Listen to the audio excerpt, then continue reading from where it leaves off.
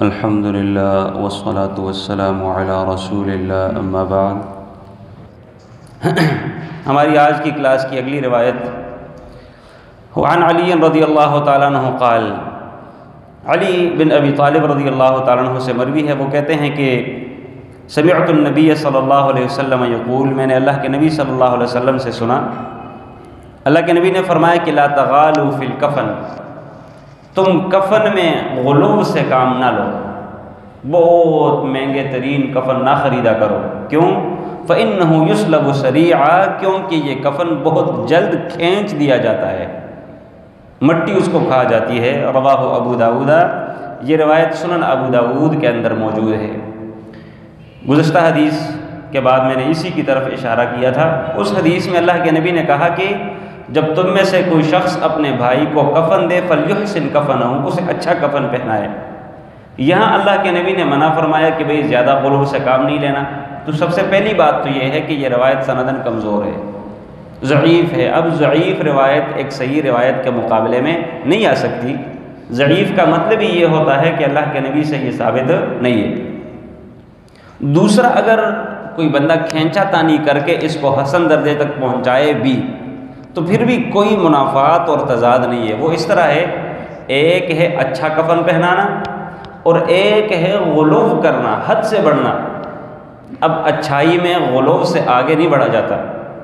ایک ہے بندہ 100-150 روپے کا کفن خرید لے، ایک ہے ایک بندہ 500 کا خریدے مثال کے طور پر، اور ایک ہے بندہ 10-20 ہزار کا خریدے۔ تو جو 10-20 ہزار روپے ہے یہ غلو ہے، 500 روپے یہ اچھائی ہے۔ اور اگر کوئی بندہ جان چھڑائی کرتا ہے تو کوئی پرانی چادر اٹھا کے اس کو کفن کے طور پر دے دے۔ تو لہٰذا اگر اس روایت کو صحیح مان بھی لیا جائے تو پھر بھی دونوں میں تضاد نہیں ہے۔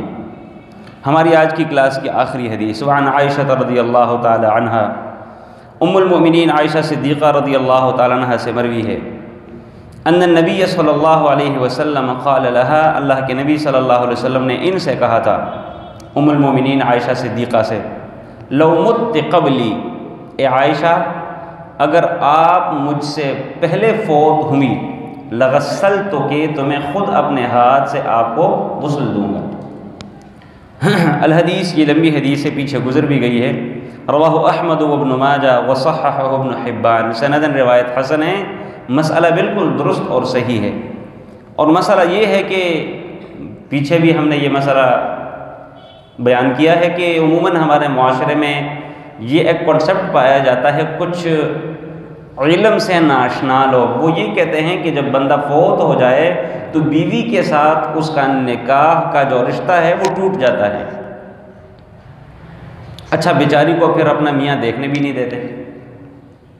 اگر اسی طریقے سے بیوی فوت ہو جائے تو بیچارہ میاں دیکھ بھی نہیں پاتا۔ غلط ہے، بالکل جہالت ہے۔ اللہ کے نبی صلی اللہ علیہ وسلم نے تو یہاں تک کہا ہے کہ اگر اے عائشہ آپ مجھ سے پہلے فوت ہوئیں تو میں خود اپنے ہاتھ سے آپ کو غسل دوں گا۔ اب جب نکاح ٹوٹ گیا تو پھر غسل کیسے دیں گے؟ پھر اس کا مطلب ہے کہ یہ والی بات بے بنیاد ہے، نکاح کا کوئی ٹوٹتا نہیں ہے۔ سبحانک اللہم و بحمدک، اشہد ان لا الہ الا انت، استغفرک و اتوب